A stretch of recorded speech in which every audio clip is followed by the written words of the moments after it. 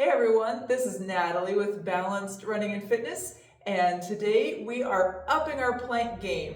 We are going to be using our suspension trainer to make plank even harder. So what we're going to need to do is set up your suspension trainer so that the firm handles are about, I guess, a foot off the floor or so.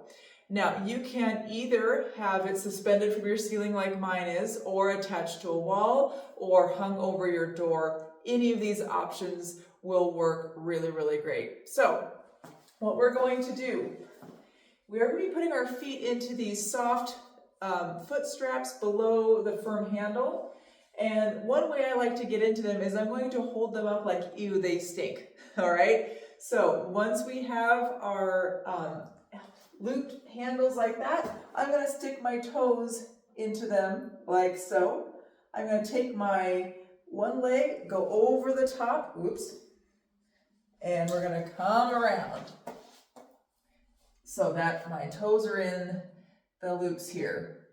Now make sure your feet are even, and just like a regular plank, we're going to do this from forearm, but you can do a full plank with this as well. So I'm going to get my forearms set up like they're on railroad tracks, nice and parallel.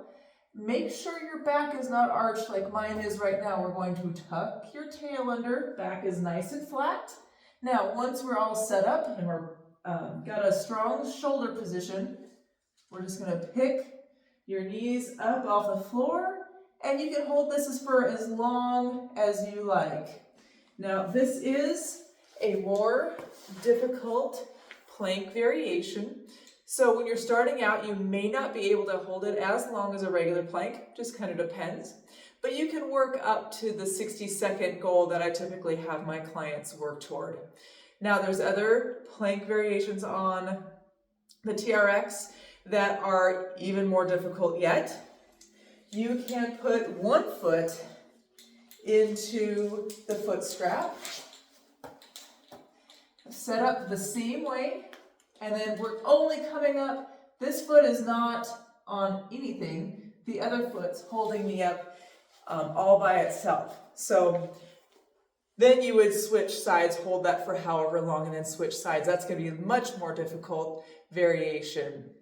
So this is awesome. You know, once we get to about 60 seconds in our regular plank on the floor, that's feeling pretty good, not very challenging. I encourage you to find more challenging plank variations to continue to improve and strengthen your core without having to spend minute upon minutes planking just on the floor.